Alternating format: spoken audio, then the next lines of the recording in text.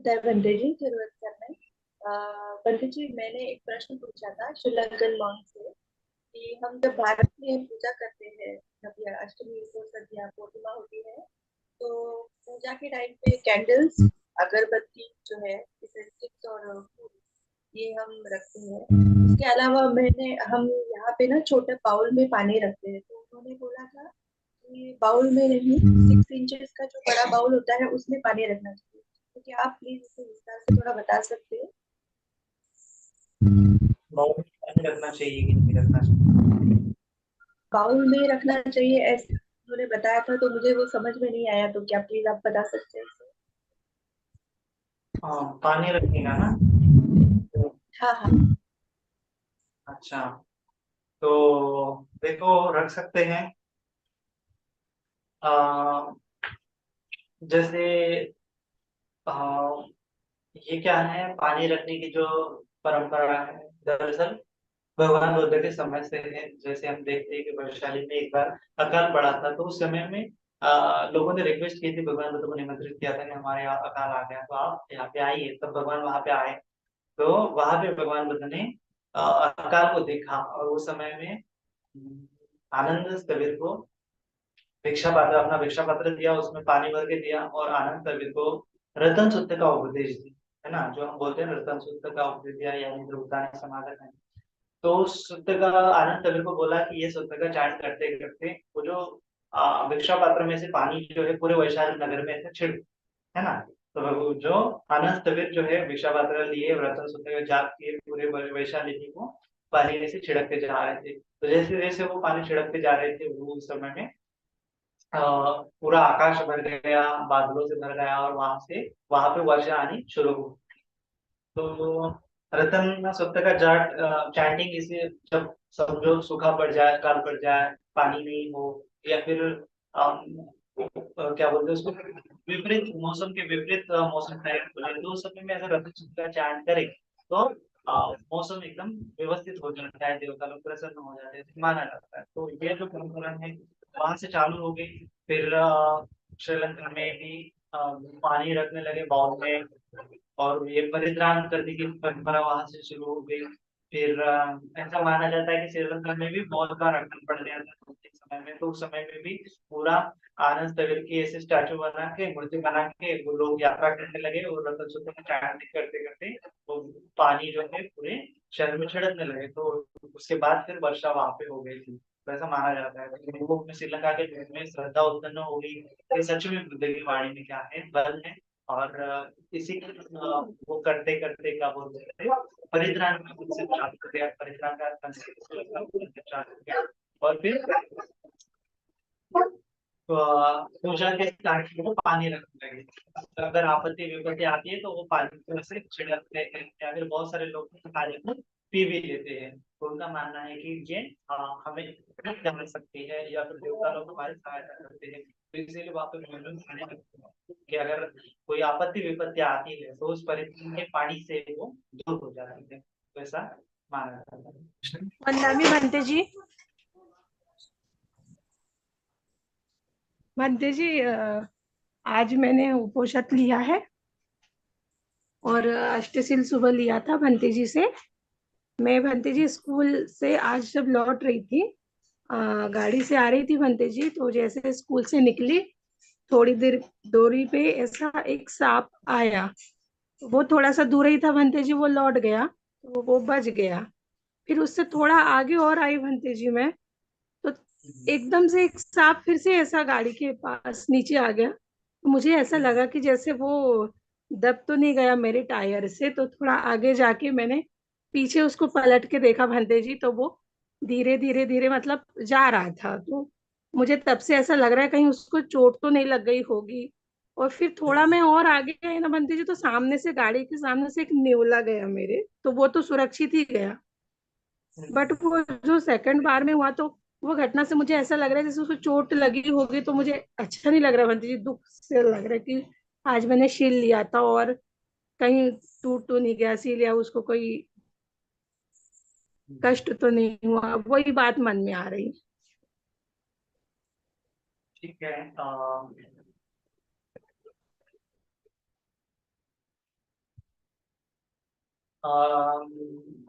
ठीक है, जो हो गया वो हो गया, अभी उसको बदल नहीं सकते हम।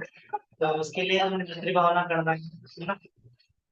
मेहता निसन से शुद्ध है ना। तो उस शुद्ध का हमें चांट करना है, मैत्री भावना का चैंटिंग करना है। और उसका अनुमोदन करना है कि इस पुण्य के प्रकार सर्व है उनको क्या मिले, वो पीड़ाओं से दूर हो जाए, इससे उनके प्रति मैत्री भावना लगाने की निर्माण करनी है ना। मित्रता देना है।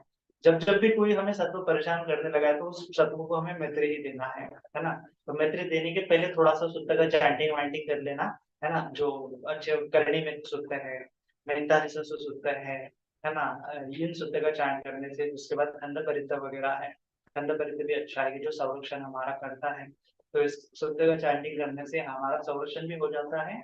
और फिर उसके बाद मैत्री भावना करके उनको भी मैत्री देना है, उनका भी रक्षण हो जाए, उनके भी दुख दूर हो जाए, ऐसा हमें मन में लाभ है ना। तो सभी के लिए अगर मैत्री हो गया, जो हो गया, गलती हो गई तो हो गई, लेकिन उसको सुधारने के लिए हम उनके प्रति मैत्री भावना कर सकते हैं, क्योंकि दूसरा हमारे पास ऑप्शन ही नहीं है ना। वो ख्याल मन में रख के कुछ होने वाला नहीं है। हम जाके उसकी हेल्प करने वाले नहीं है कभी, चूंकि वो चला गया होगा। दूसरा क्या कर सकते हैं? दूसरा तो यही ऑप्शन है कि मेहता करो, उनके लिए पुण्य अर्जित करके उनका पुण्यानुमोदन करो, है ना। पत्ती दान दे दो, उनको पत्तानुमोदन करो, है ना। उनके प्रति जितने भी पुण्य किए हैं उससे उसका भला हो जाए, ऐसा उसके प्रति मन में लाना है। तो यही मैत्री भावना है ना। मैत्री भावना में क्या होता है कि ये मैत्री भावना कभी भी खाली नहीं है, मैत्री भावना कभी खोखली नहीं है ना। जैसे लोग बोलते हैं कि मन में अच्छा विचार लाना मैत्री भावना नहीं। मैत्री दरअसल एक्शन है, चित्त की एक राइट एक्शन है ना। जैसे अ, जैसे मैं हर बार बोलता हूँ कि मैत्री क्या है, करुणा और मुदिता का सम्मिश्रण है। तो करुणा क्या है, करुणा एक इमोशन है, मुदिता क्या है, एक इमोशन है। लेकिन मैत्री क्या है, उसके प्रति रिएक्शन, एक एक्शन, एक कर्म है मैत्री, है ना। जैसे जैसे समझो, हम क्या बोलते हैं उसको, एक आधा आदमी आपको दिखा जो भिखारी है, उसके पैर में चप्पल नहीं है, वो उसको तकलीफ हो रही है, तो मन में करुणा जागे कि उसको तकलीफ हो रही है, दुख हो रहा है, ये करुणा का अंग है। लेकिन मैत्री क्या है कि आप आपकी आपकी चप्पल उतार के देते हो या फिर उसको नई चप्पल खरीद के दे दो, ये मैत्री है ना। मैत्री दरअसल राइट एक्शन है ना। तो ठीक है, हम कुछ कर्म नहीं कर सकते तो चित्त से उसके प्रति क्या करते हैं, हम कुछ पॉजिटिव थॉट्स, उसके लिए कुछ पॉजिटिव विल, पॉजिटिव इच्छा जनरेट करते हैं कि इसका भला हो जाए, इसको सुख मिल जाए, इसको आराम मिल जाए। तो ये मैत्री है ना। कुछ तो भी दे रहे हैं। अगर हमारे पास अच्छे कर्म है तो हम उसको अच्छे कर्म दे रहे हैं कि मेरे इस कर्म के प्रताप से उनका मंगल हो जाए। ये मैत्री है, मतलब कि हम हमारे कर्म को ट्रांसफर कर रहे हैं उनके प्रति। भले ही हम काया से कर्म नहीं कर रहे हैं, भले हम वाणी से कर्म नहीं कर रहे हैं, लेकिन हमारे चित्त से हम कर्म कर रहे हैं। उसको ही पत्तीदान पत्तानुमोदन भगवान बुद्ध ने बोला है ना। कि चित्त से चित्त को कर्म करना है ना। पहली बात तो है हत्तन हत्तंती चित्तन चित्तंती, हाथों से हाथों को भी दान दिया जा सकता है। उसी प्रकार चित्त से भी चित्त को दान दिया जा सकता है। तो चित्त चित्त से चित्त को दान देने की प्रक्रिया ही रियल में मैत्री है ना। मैत्री खाली कंसेप्ट नहीं है, मैत्री का कंसेप्ट ये है कि कुछ तो भी तुम्हें करना पड़ेगा। क्या करना पड़ेगा, पुण्य जितने अर्जित किए हैं उसको दूसरों के लिए देना पड़ेगा, पुण्य का त्याग करके फिर उनका कल्याण हो जाए, उनको समर्पित करने पड़ेगी, तब जाके वहां पे मैत्री है ना। तो इसीलिए मैत्री कभी खाली नहीं करना, इसीलिए तुम्हें पुण्य अर्जित करना है, पुण्य को रिमेम्बर करना है, और इस पुण्य के प्रताप से उनका मंगल हो जाए, तो वो मंगल मैत्री है ना। इतने सच्चे बच्चे न होते जय मंगला, ये सत्य वचन से उनका मंगल हो जाए, इस पुण्य कर्म की वजह से उनका मंगल हो जाए, तो ये दरअसल मंगल मैत्री है ना। तो जब आप मंगल मैत्री कर रहे हो, इसका मतलब आप कुछ तो भी बहुत बड़े पैमाने पर कुशल कर्म कर रहे हो, है ना। जिस प्रकार से हाथों से दूसरों को हेल्प किया, जैसे मलम लगाया दूसरे के जख्म पर, तो उसको थोड़ा सा रिलीफ मिलेगा। लेकिन अगर आप उसको मैत्री दे रहे हो तो उसका माइंड में बहुत बड़े पैमाने पर वो मलम लगता है, बहुत बड़ा उसका विपाक आता है, उसको बहुत बड़ा रिलीफ वहां पे मिलता है ना, आपके मैत्री से। तो इसीलिए मैत्री कर रहे हो तो ये छोटी चीजें नहीं है, ये बहुत बड़ी चीज है। तो जितना क्या बोलते हैं उसको एक्यूरेटली मैत्री कर सके, जितने बड़े पैमाने पर जितना बड़ा पुण्य करके मैत्री कर सकते हो, उतना बड़ा पुण्य करके मैत्री करनी चाहिए। और सोचना चाहिए, ऐसा नहीं सोचना चाहिए कि मैं कुछ नहीं कर रहा हूँ, बल्कि बहुत आप बहुत कुछ कर रहे हो उस समय में। आपके जो कुशल कर्म है वो आप त्याग रहे हो, उसका दान कर रहे हो, उसको अनुमोदन कर रहे हो, तो ये बहुत बड़ी चीज है ना। तो ऐसा सोचना चाहिए कि जब मैं मेहंदी कर रहा हूँ तो उसका 100% मंगल ही होगा, तब जाके उसका रियल में मंगल हो जाता है। या फिर आपके चित्त परिशुद्ध है, आपके मन में सच में वो विचार है कि उसका मंगल हो जाए, तब जाके रियल में उनका मंगल होता है। तो इसीलिए घबराना नहीं है, और ना ही पश्चाताप करना है, क्योंकि पश्चाताप करना भी एक नेगेटिव कर्म होता है। इसीलिए पश्चाताप नहीं करना है, कुशल कर्म। ये बार बार मैं समझाता हूँ कि अगर आपसे कुछ गलतियां होगी तो शोक नहीं करना है, उतना इतनी भारी भारी मात्रा में कुशल कर्म करना है कि जो नेगेटिव कर्म हमसे हो गया वो दब जाए, है ना। जैसे गड्ढा हमने खदा है, गड्ढा हमने निर्माण किया है, तो इतना बड़ा हमें कुशल कर्म करना चाहिए कि वो गड्ढा क्या हो जाए, बुझ जाए, है ना, वो ढक जाए।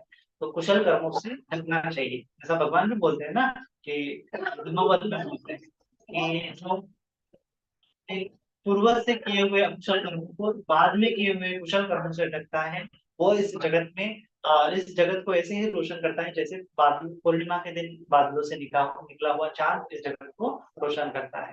तो इसीलिए हमारे अकुशल कर्मों को कुशल कर्मों से ढकना चाहिए, है ना, और बहुत बड़े कुशल कर्म करते रहना चाहिए, पश्चाताप नहीं करना चाहिए, है ना। तो ऐसा समझो। नेक्स्ट वंदना महंत जी। मंगल वंदना महंत जी। मंगल महंत जी महंत जी प्रश्न पूछना कि भगवान हमेशा ध्यान करते थे पद्मासन में बैठकर, और तो पद्मासन में बैठ के ध्यान करने से ज्यादा लाभ होता है क्या, क्योंकि उन्हें ज्ञान भी पद्मासन में बैठ के ही मिला था। तो ये एक जानना था कि पद्मासन में बैठ के ध्यान करने से अधिक लाभ होते हैं क्या। बिल्कुल बिल्कुल, पद्मासन बैठने से बहुत अधिक लाभ होते हैं। जो अपना पोस्चर है ना, बॉडी पोस्चर भी हमें मेंटेन करना होता है। अगर आप ऐसे वो क्या बोलते हैं उसको लटकाए बैठेंगे तो बहुत ज्यादा बैक में पेन हो जाएगा, आप ज्यादा देर तक बैठ नहीं पाएंगे। इसलिए मेडिटेशन करते वक्त आपका पोस्चर भी मैटर करता है। जितना आपका स्टेबल पोस्चर होगा, उतनी जल्दी आपकी काया प्रक्षुब्धि प्राप्त होगी, और उतनी जल्दी चित्त की प्रक्षुब्धि प्राप्त होगी। अगर आप काया की प्रक्षुब्धि को स्टेबल नहीं रख सकते, प्रक्षुब्धि को कंटिन्यू नहीं कर सकते, तो आपको जो चित्त की प्रक्षुब्धि भी स्टेबल करना, मेंटेन करना इम्पॉसिबल होगा। तो इसीलिए right posture is also important, लेकिन उतना भी इम्पोर्टेंट नहीं है। भगवान बुद्ध ने 4 एरिया बताई है, 4 प्रकार से आप मेडिटेशन कर सकते हैं, सिटिंग में, लाइंग में, स्टैंडिंग में और वॉकिंग में, है ना। तो ये एरिया पद है, तो 4 एरिया पद है, 4 एरिया पद में आप मेडिटेशन कर सकते हैं। ऐसा नहीं कि केवल सिटिंग में, तो आप स्टैंडिंग में भी, आप लाइंग करके भी मेडिटेशन कर सकते हैं, और आप वॉकिंग करके भी मेडिटेशन कर सकते हैं। तो उसका अलग अलग ये है, अवेयरनेस बहुत इंपॉर्टेंट है ना, अवेयरनेस अपने पोस्चर के प्रति अवेयरनेस बहुत इंपॉर्टेंट है। तो अवेयरनेस के साथ साथ, स्मृति के साथ साथ, अगर आप पूरा काया को अवलोकन करते हैं तो वही कायानुपश्यना हो जाती है। फिर काया का प्रक्षुब्ध करते रहते हैं सांसों के साथ, तो प्रक्षुब्धि भुजंग वहां पे उत्पन्न होता है। फिर काया प्रक्षुब्धि के बाद फिर वेदना, वेदना के बाद चित्तानुपश्यना हुआ, फिर धम्मानुपश्यना, ऐसे ऐसे वो एक एक स्टेबल स्टेबल होते होते, प्रक्षुब्ध होते होते अंत में पूरा एकदम जो है संज्ञा वेदना का निरोध होता है, निरोध समापत्ति प्राप्त होती है। तो body posture is also important. तो आप पद्मासन में नहीं बैठ सकते तो अर्ध पद्मासन में भी बैठ सकते हैं, क्योंकि पूरा स्टेबल रहता है। जितना स्टेबल रहेगा उतना, जितना स्टेबल रहेगा उतना, जितनी बॉडी शांत रहेगी उतना मन भी शांत रहने में आसानी होगी। जितनी देर बॉडी शांत होगी उतनी देर मन भी शांत रह पाएगा। तो इसीलिए बॉडी शांत रखने के लिए स्टेबल होना बहुत आवश्यक है, स्टेबल होने के लिए राइट पोस्चर होना बहुत आवश्यक है। महंत जी एक दूसरा प्रश्न है। प्रश्न है कि पुण्यों का दान कर देने से क्या वो खत्म हो जाते हैं। खत्म तो तो होते हमारे हैं पुण्य, उसका। जैसे हमारे खत्म पुण्य है, हमने उनका दान कर दिया, तो क्या वो खत्म हो जाएंगे। खत्म तो होते, खत्म माने कि उसका विपाक खत्म होता। विपाक माने कि जो आपको विपाक मिलेगा वो आप अभी विपाक नहीं मिलेगा। जैसे आपने किसी को भोजन दान दिया, तो भोजन दान दिया और आपने उसको किसी को, उस पुण्य को किसी से दान कर दिया, तो उसका विपाक समझो आपको आने वाला था कि आपको भी कोई तो भी भोजन दान देगा, है ना, आपको भी कोई तो भी भोजन खिलाएगा। वो अभी विपाक नहीं आएगा, है ना। लेकिन आप जो दान कर्म कर रहे हो, आपके पुण्य को आपने दान किया, ये अपने आप में बहुत बड़ा पुण्य है, उसका विपाक अलग से आता है ना। तो वो पुण्य का विपाक तो नहीं आएगा जो आपको चाहिए होता है, कि जैसे मैंने किसी को बॉटल दान दी तो मेरे को भी बॉटल मिलनी चाहिए। लेकिन आपने क्या कर दिया, उस पुण्य को दान कर दिया किसी को, कि मैंने जो पुण्य किया है इस उसका भला हो जाए, तो वो भला होने में वो पुण्य सहायक होगी। लेकिन आपने जो पुण्य का दान किया है उसका विपाक आपको आएगा, है ना। आपने जो पत्ती दान किया, आपने जो पत्तानुमोदन किया, तो उसका अलग से विपाक आता है, और ये विशेषकर निर्वाण के लिए बहुत सहायक होती है। ये जो आप कुशल कर्मों का दान कर रहे हो ना, ये वो कुशल कर्मों का त्याग कर रहे हो दूसरों की हेल्प के लिए, तो ये अपने आप में बहुत बड़ा कुशल कर्म है, और ये आपको निर्वाण के लिए बहुत बड़ा सहायक होता है ना। तो भले ही आपको भौतिक संपदा ना मिले, लेकिन आपको आध्यात्मिक शांति, आध्यात्मिक निर्वाण आपको प्राप्त होने में ये पुण्य कर्म बहुत सहायक होते हैं। इसीलिए भगवान बुद्ध ने 10 पुण्य क्रिया करने के लिए बोला है, और बैलेंस रखने के लिए बोला है सभी चीजें। ऐसा नहीं कि आप दान करते जाओ, लेकिन आपको पुण्य कर्म भी बहुत सारे करने पड़ेंगे। दान है, शील है, किसी की सेवा है, दूसरों की रिस्पेक्ट है ना, पति दान, पत्तानुमोदन, धम्म श्रवण करना है, धम्म देतना देनी है ना, देखी जो कम्मन है। तो ये बहुत 10 पुण्य कर्म आपको बार बार करने हैं, 10 पारमिता आपको बार बार करने हैं, आर्य अष्टांगिक मार्ग का पालन आपको बार बार करना है। और आप तो छोटे मोटे तो दान कर्म करते हैं, तो उसी प्रकार आपको छोटे मोटे आपने जो कर्म किए हैं उसका भी दान कर्म करना चाहिए, उसको भी अनुमोदन करना चाहिए, उसको वो देना चाहिए। ये भी अपने आप में बहुत कुशल है। मंत्री जी, साधु साधु साधु।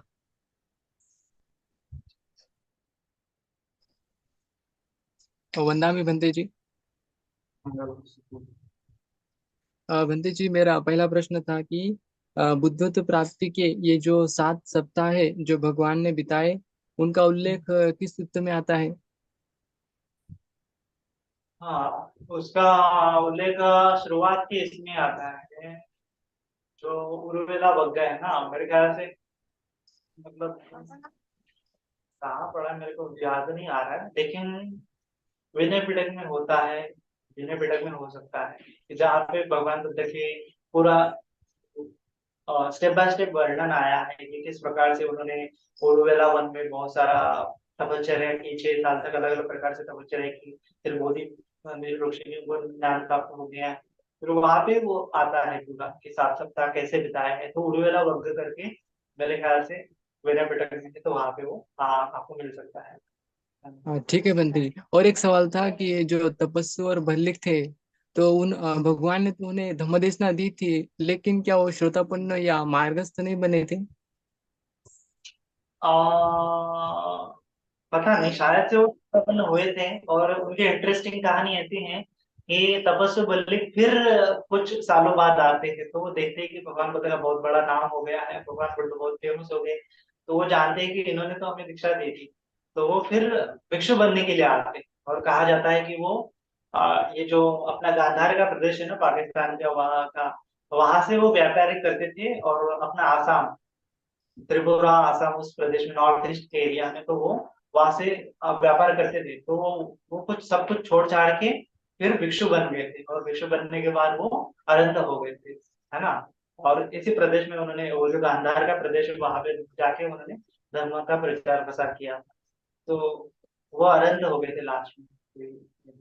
बंटी जी, क्या उनका कोई संकल्प था कि जैसे कि भगवान बुद्ध को पहला भोजन दान देना, जैसे पूर्व बुद्ध के समय में उन्होंने कोई संकल्प किया होगा? हाँ हाँ, तो संकल्प से तो किया होगा, लेकिन उतना मैंने पढ़ा, मतलब मुझे पहला पढ़ा नहीं है, उतना मैंने सुना नहीं है, तो निश्चित ही उन्होंने संकल्प किया होगा। और एक बार अपना अपना संकल्प होता है, जो पहली बार जैसे कौंडिन्य जो है ना, करना चाहिए, तो भले ही वो अ, भगवान बुद्ध के अगर मतलब राइट हैंड और लेफ्ट हैंड नहीं है, लेकिन उन्होंने संकल्प किया कि जैसे उन्होंने पहली बार, मतलब पहला उनको धम्म मिल गया था, उन्होंने सेकंड से किया था, इसीलिए उनको पहला धम्म मिल गया था। और ने भी धम्म संकल्प किया है, सबने सबने संकल्प किया है कि जो भगवान बुद्ध के समय में सब लोग होते हैं, वो संकल्प किए हुए हुए ही लोग होते हैं कि जो उनको, और उन्होंने संकल्प किया होता है कि बुद्ध को मैं इस प्रकार से भोजन दूंगा, पहला भोजन दूंगा, लास्ट वाला भोजन दूंगा, ये सभी पिछले जन्मों के उनके संकल्प होते हैं। तो हो सकता है कि तब से बंदे ने भी संकल्प किया हुआ है, लेकिन मैंने अभी तक, मतलब मैंने मैंने नहीं पढ़ा है, हो ऑब्वियसली किया ही होगा, है ना। ठीक है। बंटी जी, और एक सवाल था कि अब हमने आ, पूर्व के जन्म में, जब क्या पता भगवान बुद्ध के शासन काल में उत्पन्न हुए होंगे, और तब कोई संकल्प किए होंगे, तो अब तो हमें पता नहीं कि हमने वो किए या नहीं। बिल्कुल बिल्कुल। तो फिर मतलब आपका क्या कहना है फिर संकल्प को अब इसका मतलब मुझे पूछना था कि इस जन्म में हम जो आगे संकल्प करेंगे कि आने वाले भगवान के समय में हम ऐसा करेंगे वैसा करेंगे, लेकिन हमने तो पूर्व में वैसे कर रखे होंगे। एक्चुअल में देखो अभी जो हम संकल्प करते हैं ना कि आने वाले भगवान के समय में ऐसा होगा वैसा होगा, तो उसके चांसेस बहुत कम है कि वो ऐसा होगा, है ना। कि किसी ने मुझे बताया था कि जो है ना, जो जो गोविंदा गुरु जी की ट्रेडिशन से आती है, तो उन्होंने कहा, तो उन्होंने एक बुक में लिखा है कि ज्यादातर लोग ऐसा संकल्प करते हैं कि आने वाले भगवान के समय में ऐसा करूंगा, मैं मुक्त हो जाऊंगा, लेकिन उनके संकल्प पूरे होने के चांसेस प्रोबेबिलिटी बहुत बहुत बहुत कम है। मतलब वो नहीं हो पाएगा, 0.000000, क्योंकि उतने पुण्य कर्म हमारे नहीं होते। और कैसा होता है कि हमारा चित्त बहुत ही विक्षिप्त है, चित्त बहुत ही चंचल है, तो वो संकल्प टिक नहीं पाता हमारे चित्त में, तो वो वैनिश हो जाता है। जैसे पिछले जन्म में हमने क्या संकल्प किया था, इस जन्म में याद नहीं है ना। संकल्प तो किया होगा लेकिन याद नहीं है, तो उस संकल्प की पूर्ति के लिए हम कुछ नहीं कर रहे हैं। और या फिर इसी जन्म में हम देखते हैं कि हम बहुत सारे संकल्प करते हैं, जैसे मैं इस प्रकार से नौकरी हासिल करूंगा, ये करूंगा, वो करूंगा, इसकी हेल्प करूंगा, लेकिन हम कर नहीं पाते। तो छोटे छोटे हमारे संकल्प पूरे नहीं होते, तो इतना बड़ा संकल्प कैसे पूरा होगा, है ना। तो इसीलिए संकल्प लेना बहुत बड़ी बात नहीं, लेकिन उसका पूरा करने के लिए वो जी जान लगा देना वो बड़ी बड़ी बात है। लेकिन हम उतना जी जान नहीं लगा सकते, क्योंकि भगवान बुद्ध के समय में वही व्यक्ति उत्पन्न हो सकता है कि जो इसी जन्म में मुक्त होने की एबिलिटी रखता है ना। जैसे जो अपने सुमेध तपस्वी थे, बोधिसत्व, जो हमारे बोधिसत्व थे दीपंकर के बुद्ध के समय में, तो जब जानते संकल्प लेते, तब वो जानते, भगवान बुद्ध जानते कि ये अभी मुक्त हो सकता है ना। उसकी इतनी हाँ हाँ। कैपेसिटी, ये भी ध्यान करेगा तो अभी मुक्त हो जाएगा, अरहत हो जाएगा, लेकिन उसने वो रोक के रखा, उसने संकल्प नहीं किया कि मैं बुद्ध के समय में उत्पन्न होगा। तब जाके भगवान बुद्ध ने उसको आशीर्वाद दिया कि उत्पन्न हो सकता है। तो ठीक उसी प्रकार से जितने भी जो अग्र श्रावक है, वो भी उनकी भी कैपेसिटी होती है कि वो उसी जन्म में मुक्त हो जाए, लेकिन वो मुक्त नहीं होते, वो संकल्प लेंगे। जो अपनी कैपेसिटी रखता है कि मैं इस जन्म में मुक्त हो जाऊं, लेकिन वो सोचता है कि मुझे अगले भगवान बुद्ध के समय में मुक्त होना है, तब जाके वो मुक्त हो, है ना। तो ऐसे ही मैंने कहानी सुनी कि श्रीलंका के पंडित जी थे अभी रिसेंटली, कुछ 50 साल, 10 10 20 साल पहले की बात। तो वो एक समय में एक बंदे जी थे, बड़े फेमस बंदे जी थे, बहुत लोग उनको चाहते थे। तो लोगों को लगता था, वो ध्यान वो करते थे, तो लोगों को लगता था कि ये अनंत है ना। तो अभी वो बेड रेस्ट पे थे, मतलब मरने वाले थे जिधर। तो बहुत सारे लोग आ गए थे हॉस्पिटल, मतलब वो मतलब उनका चल रहा था उनका ट्रीटमेंट, तो बहुत सारे लोग उनके आ गए थे फॉलोअर। तो उनको लगा था कि अभी बंते जी क्या है, अनंत है, ऐसे बाहर बाहर बहुत सारा खबर हो गया था। तो एक बंते जी आ गए थे, और उनके शिष्य थे, उनके सेवक होते, वो आते हैं कि बंते जी इस प्रकार से बाहर के लोग बातें कर रहे हैं कि आप अनंत हो गए, अनंत हो गए, या फिर अनंत है। तो बड़े बंते जी बोलते हैं कि मैं तो अनंत नहीं हूँ, है ना। तो वो जानते हैं कि अनंत नहीं है। तो फिर उनका चर्चा होती है शिष्यों के साथ, तो शिष्य सोचने लगता है कि अगर बंते जी, अगर बाकी के लोगों को पता चल जाएगा कि आप अनंत नहीं है, तो बड़े ही ये हो जाएगा, बड़ा ही अच्छा नहीं होगा, ऐसा वो बोलते हैं उनको। तो वो बड़े बंदे जी बोलते हैं कि मेरा तो संकल्प है कि मैं अगले बुद्ध के समय में उत्पन्न हो जाऊं, मैं अगले बुद्ध को देखना चाहता हूँ, हाँ। तो फिर जो शिष्य होते हैं उनका चेहरा एकदम छोटा सा हो जाता है, गिर जाता है। फिर वो बाहर जाने लगते हैं, कि बाकी लोगों को बताने के लिए कि बड़े बंदे जी अनंत नहीं है, है ना। तो जाने लगते हैं। तभी तभी बंदे जी जो है, बड़े बंदे जी उनका आवाज लेते हैं, है ना। कि वो उस समय में क्या कर लेते हैं, वो अपना संकल्प छोड़ देते हैं बुद्ध से मिलने का, और ऐसा बोलते हैं कि वो ध्यान करने लग जाते हैं। और जो छोटे बंदे जी जाने लगते हैं, बाहर जाने लगते हैं, तो दूसरे बंदे जी को बड़े बंदे जी बुलाने के लिए भेजते हैं कि छोटे बंदे जी को जाओ बुला के लेके आओ। और फिर वो बंदे जी बुला के लेके आते हैं। फिर वो छोटे बंदे जी आते हैं और बोलते हैं कि बंदे जी क्या बात है। तो बड़े बंदे जी बोलते हैं कि जो पूरा हो गया है ना, जो आप कहने जा रहे हैं, मतलब लोगों ने जो सुना है वो ठीक ही है। आप अभी लोग कह सकते हैं कि पूरा हो गया है, तो मतलब कि वो अभी अनंत हो गए हैं, उतने क्षण में वो अनंत हो गए हैं। अभी वो छोटे बंदे जी एकदम खुश हो जाते हैं कि हमारे बड़े बंदे जी अनंत हो गए, और दौड़े दौड़े सभी लोगों को बताते हैं कि ये अनंत हो गए, है ना। मतलब कि वो एबिलिटी रखते थे कि वो एक क्षण में ही मुक्त हो जाए, अनंत हो जाए, लेकिन वो उन्होंने संकल्प लिया था कि अगले बुद्धों को देखेंगे। लेकिन उन्होंने सोचा कि अभी लोगों के भलाई के लिए, लोगों को अनुकंपा करने के लिए, कितने सारे लोग थे वो मानते ही कि अनंत हो गया, अगर वो ऐसा मानते ही रहेंगे तो वो मिथ्या हो जाएंगे, इसीलिए लोगों पर अनुकंपा करते हुए वो अनंत हो जाते हैं, है ना।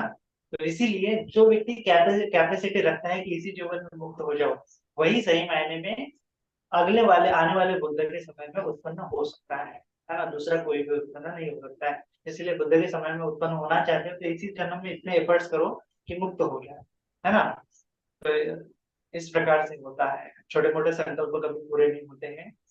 संकल्प पूर्ति के लिए बहुत सारी तुम्हारे अंदर कैपेसिटी चाहिए, पारमिता चाहिए। पारमिता चाहिए मतलब कि तुम मुक्त हो सकते हो, अभी मुक्त हो सकते हो, इसी जन्म में मुक्त हो सकते हो, इतनी पारमिता चाहिए, तब जाके आने वाले बुद्ध के समय में तुम मुक्त हो सकते साधु साधु भंते जी, बहुत बहुत साधुवाद। और भंते जी, मुझे मंगल मैत्री पर भी एक सवाल पूछना था कि जब हम मंगल मैत्री करते हैं तो हमारे शरीर में और सर के हिस्से पर जो संवेदना उत्पन्न होती है, उनका हमारे मंगल मैत्री पर क्या कोई प्रभाव पड़ता है? हो। देखो, मंगल मैत्री की अपने आप में एक अलग संवेदना होती है ना, वो चित्त की संवेदना होती है। दरअसल संवेदना एक अलग टॉपिक है, मैं बाद में कभी विस्तार से उस पर वीडियो बनाएंगे। तो मंगल मैत्री का असर करता है, जो तुम्हारे बॉडी के ऊपर जो पेन है, दो मनस से अगर ज्यादा आ रहा है, व्यापार अगर ज्यादा आ रहा है, तो उस समय में भगवान ने साफ साफ बताया है कि मंगल मैत्री करनी चाहिए। जैसे जो 5 निवरण है उसमें काम छंद व्यापार है, तीन विद्या उद्धर जो विचिकित्सा है, तो जो व्यापार है उसको किल करने के लिए मैत्री भावना बेस्ट है। काम छंद की किल करने के लिए अशुभ भावना है, उसी प्रकार से व्यापार अगर आता है, पीड़ा पीड़ा अगर बहुत ज्यादा आ रही है, तो मैत्री भावना बहुत ज्यादा करनी चाहिए, तब जाके वो व्यापार खत्म हो जाता है। फिर जाके आना पाना करना है, फिर जाके विपස්සना करनी है ना। ये यूजफुल होता है, मैत्री भावना से व्यापार जो पीड़ाएं है, वेदनाएं है, वो खत्म होती है। साधु साधु साधु।